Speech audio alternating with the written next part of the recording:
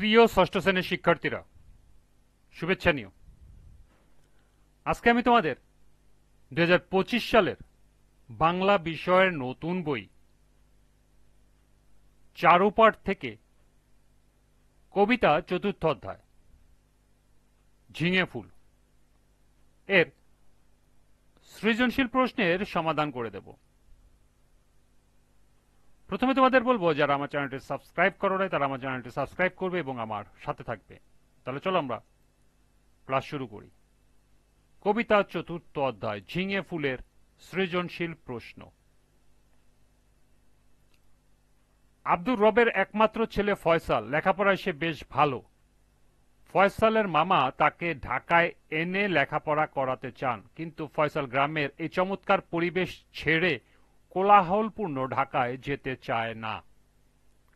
প্রথম প্রশ্ন, হিয়া অর্থ কি?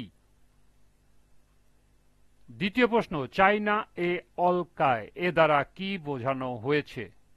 তৃতীয় প্রশ্ন, ফয়সালের মামার চাওয়া ঝিঙে ফুল কবিতার প্রজাপতির ডাকের সঙ্গে কিভাবে সম্পর্কিত ব্যাখ্যা করো।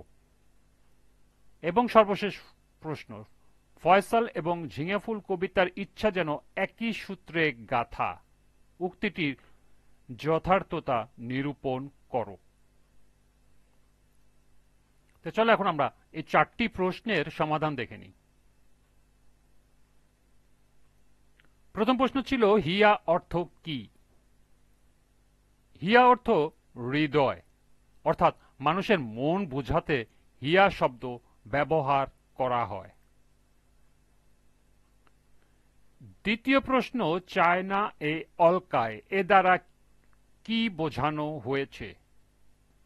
এর সমাধান হবে, চায়না এ অলকায় এর দ্বারা বোঝানো হয়েছে প্রকৃতি থেকে দূরে গিয়ে স্বর্গের আবাসস্থল কবির কাম্য নয়। ঝিঙে ফুল কবিতায় কবির প্রকৃতি প্রেমের পরিচয় পাওয়া যায়। পৌষের বেলা শেষে সবুজ পাতার এদেশে জাফরাং রং নিয়ে ঝিঙে ফুল মাচার উপর ফুটে আছে। প্রজাপতির তাকে বোটা ছিঁড়ে চলে আসার জন্য ডাকছে, আকাশে চলে যাওয়ার জন্য ডাকছে তারা, কিন্তু সে সুখ ঐশ্বর্যে পরিপূর্ণ স্বর্গের চেয়ে পৃথিবীকে বেশি ভালোবাসে, তাই সে মাটিকে ভালোবেসে মাটি মায়ের কাছেই থাকবে। আলোচ্য চরণে একথায় বোঝানো হয়েছে।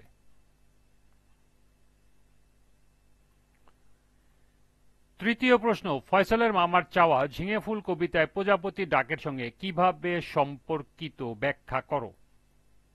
সমাধান হবে, ফয়সালের মামার চাওয়া ঝিঙে ফুল কবিতায় প্রজাপতির ডাকের সঙ্গে যেভাবে সম্পর্কিত তা হল জন্মভূমির সঙ্গে সম্পর্ক ছিন্ন করে বাহ্যিক সৌন্দর্যের আকর্ষণে সাড়া দেয়ার আহ্বান।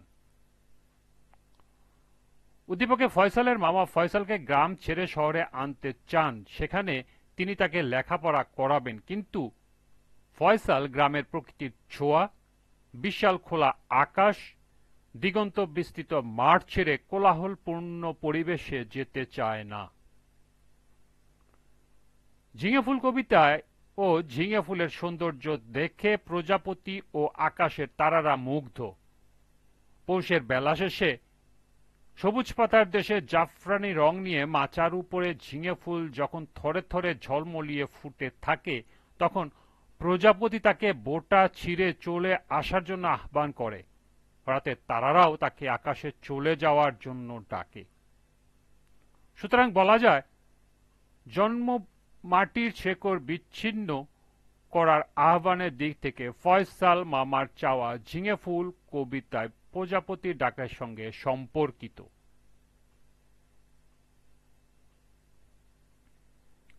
সর্বশেষ প্রশ্ন ছিল, ফয়সাল এবং ঝিঙে ফুলের ইচ্ছা যেন একই সুরে গাথা, উক্তিটির যথার্থতা নিরূপণ করো। সমাধান হবে, ফয়সাল এবং ঝিঙে ফুলের ইচ্ছা যেন একই সুরে গাথা, যার নাম নিজস্ব পরিবেশ ও প্রকৃতি প্রেম। উদ্দীপকে ফয়সালের মনোভাব প্রকৃতির সান্নিধ্য ঘেঁষা। ফয়সাল লেখাপড়ায় বেশ ভালো, এই জন্য মামা তাকে শহরে লেখাপড়া করাতে চান, কিন্তু ফয়সাল তার নিজ অবস্থানকেই ভালোবাসে এবং অন্য কোথাও যেতে চায় না। সে গ্রামের চমৎকার পরিবেশ ছেড়ে কোলাহলপূর্ণ শহর ঢাকাতে যেতে চায় না। ঝিঙে ফুল কবিতায় ঝিঙে ফুল ও ঝোপঝাড়ে মাচার উপরে অসংখ্য সবুজ পাতার মধ্যে তার জাফরানি রং নিয়ে ফুটে থাকে। এই ফুলগুলো যখন দীর্ঘ লতার মধ্যে তার সোনা রং নিয়ে দোল খায়, তখন মনে হয় সে রূপে ঝলমলিয়ে উঠেছে। ঘন পাতার এই ফুলের রূপে মুগ্ধ হয়ে পাখিরা গান গায়। শ্যামল বাংলার মায়ের পরম মমতায় এই ফুলগুলো ফুটে থাকে। তাই প্রজাপতি আর আকাশের তারার ডাকে ঝিঙে ফুল সাড়া দেয় না। মাটিকেও প্রকৃতি ভালোবেসে সে মাটি মায়ের কাছাকাছি থাকতে চায়।